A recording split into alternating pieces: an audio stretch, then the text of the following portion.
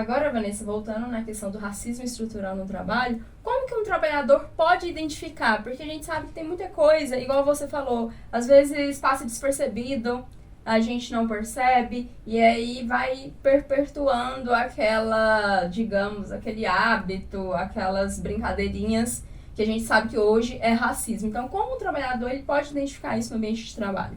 Tudo que ultrapassa, que deixa a pessoa sem graça, desconfortável, pode ser considerado racismo. Apelidos pejorativos em relação à sua cor, ao tom de pele, questão de exclusão, questão de dificuldade, voltando à questão de cargos numa empresa que tem plano de carreira, que a pessoa dificulta aí o acesso, né? O a subida. acesso, isso, aos cargos mais altos, mais elevados. Isso pode ser considerado racismo. O que é importante? Ao empregado verificar, identificar que está sofrendo racismo, pode ser um racismo recreativo por parte dos colegas, por parte do gestor. Primeiro, documentar. Sei que não é fácil documentar isso. Procurar sempre uma testemunha. Levar a coordenação, a chefia da empresa. Caso a empresa nada faça, quer dizer o quê? Que a empresa está sendo conivente com a situação que está ocorrendo. De posse disso, o trabalhador ele pode procurar a delegacia. Nós temos aqui em Goiás hoje uma delegacia especializada em crimes raciais e contra as minorias, que é o GEACRE. O delegado titular da GEACRE é o Dr. Joaquim. É um delegado negro de luta, que ele dá voz e vez a esses crimes, ele abre os procedimentos ali cabíveis e ele faz a investigação necessária. Antes, quando não tínhamos uma delegacia especializada, as pessoas tinham dificuldade até em denunciar.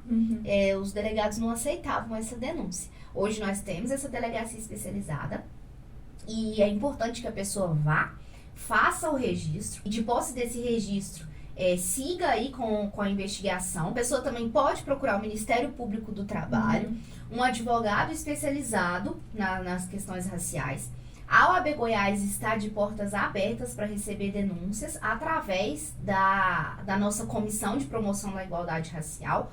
Pode me procurar, pode procurar o presidente Dr. Gustavo, ou pode entrar em contato com a OAB e pedir contato com o pessoal da comissão, que estamos prontos para atender aí a sociedade. Além desse caso, doutora Vanessa, aqui em Goiás, de ter essa delegacia, falando de um modo mais amplo, a legislação brasileira, ela tem meios de proteção em casos assim de racismo estrutural no ambiente de trabalho ou mesmo na sociedade? Sim, a nossa Constituição, né, ela protege aí a questão do racismo, da desigualdade em geral, e nós temos as leis ordinárias. Aqui eu preciso fazer uma diferenciação entre injúria racial e racismo. A injúria racial é aquela ofensa contra a própria pessoa. E o racismo, ele é uma questão mais da coletividade. Antes de 2023, a injúria racial tinha uma pena mais branda em relação ao racismo. A partir da lei que saiu em 2023, a injúria racial e o racismo eles foram equiparados e a pena é de reclusão para os dois crimes. Não há diferenciação aí entre eles. Esse é um meio de proteção. Nós temos a legislação internacional que oferece aí uma proteção mais ampla em relação a esses casos de racismo e injúria. Tem um caso aqui que eu gostaria de trazer, que ele é bem interessante. É o caso da Simone André Diniz Rodrigues. Ele é um exemplo claro de discriminação racial no Brasil. O que aconteceu?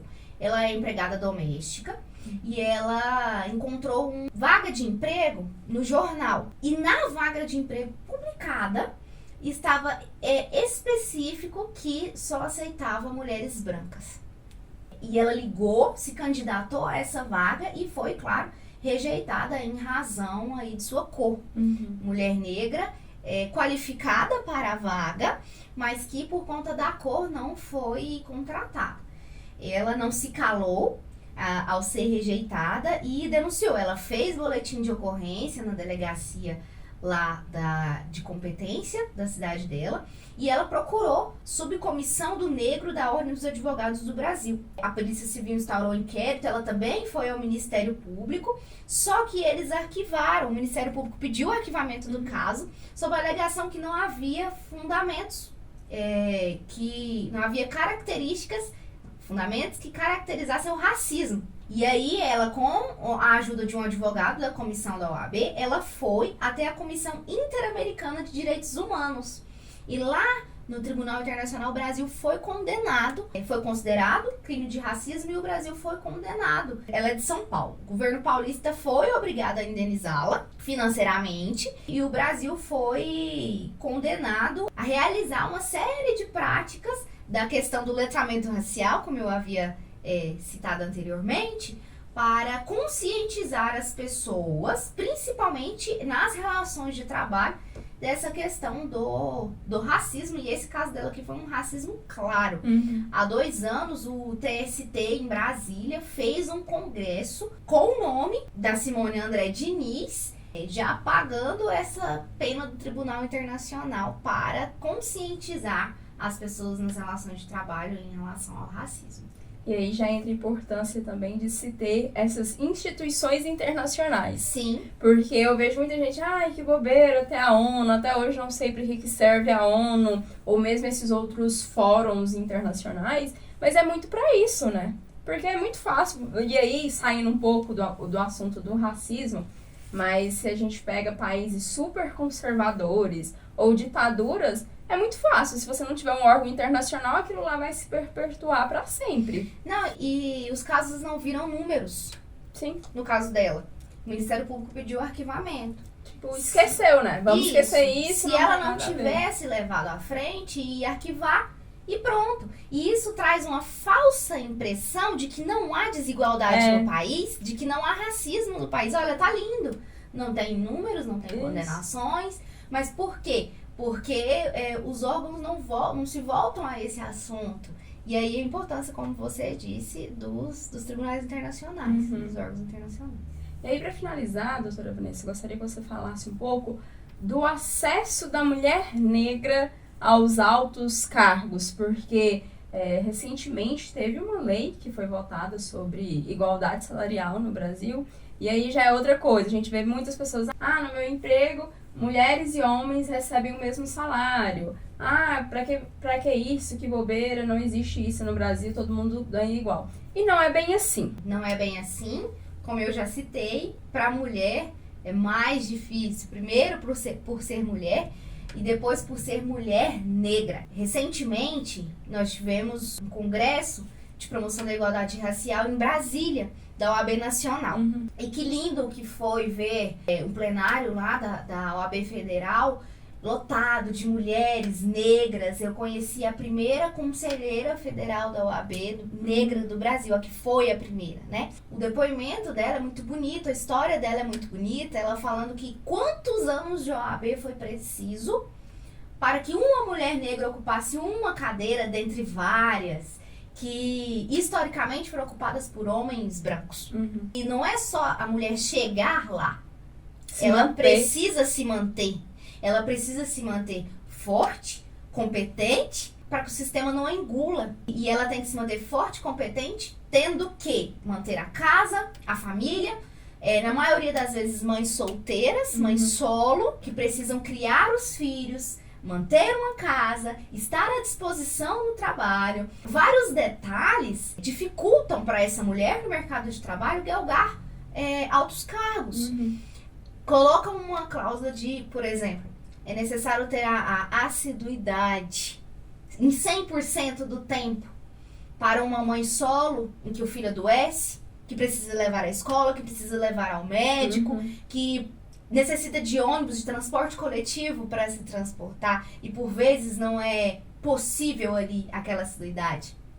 E coloca ela para competir com o homem branco. É visível, é claro que ela não vai conseguir, não pela capacidade dela para administrar um cargo, mas por todos os detalhes a mais, critérios, isso, né? Que é um racismo velado, com certeza. Um racismo e um machismo. Sim, velado. Por exemplo, até a questão de qualificação, se a gente for pensar, né? Para você subir nesse cargo, você tem que ter uma qualificação X.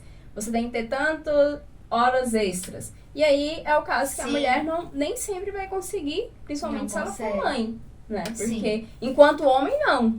A mulher, a casa ali toda funciona para que o homem consiga estudar, fazer um novo curso, fazer uma segunda faculdade, fazer essas qualificações, mas a mulher ela já não vai ter isso.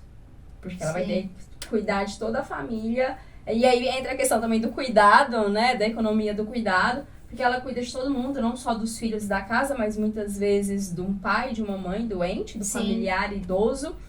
E o homem não. Todo o cenário ali é feito para que ele consiga essa qualificação, né? Que ele saia e seja o provedor, né? Sim. Em relação ao racismo, às mulheres negras, muito já foi feito, mas muito ainda tem que se fazer. Eu espero, de coração, que as gerações que estão vindo, da minha filha, por exemplo, que estão crescendo aí nesse debate, eu não cresci escutando isso, vendo isso. Que as gerações que estão vindo, elas trabalhem para que a sociedade seja diferente. Nós precisamos mudar. A população negra clama por essa mudança. Não dá mais para vivermos na época dos escravizados. Exatamente. Quero agradecer, então, sua participação, doutora Vanessa, deixar o espaço aberto para que a gente possa falar disso, né, sobre racismo, sobre a importância do letramento racial, mais vezes aqui no Classe Trabalhadora em Debate. Eu que agradeço. Faço um convite aos trabalhadores.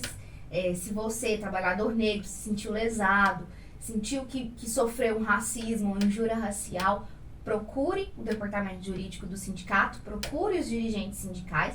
Nós estamos abertos a atendê-los. A OAB também está aberta a atendê-los e a prestar aí esse serviço para a sociedade, para que tenhamos uma sociedade igualitária e com mais oportunidades para nós. Obrigada.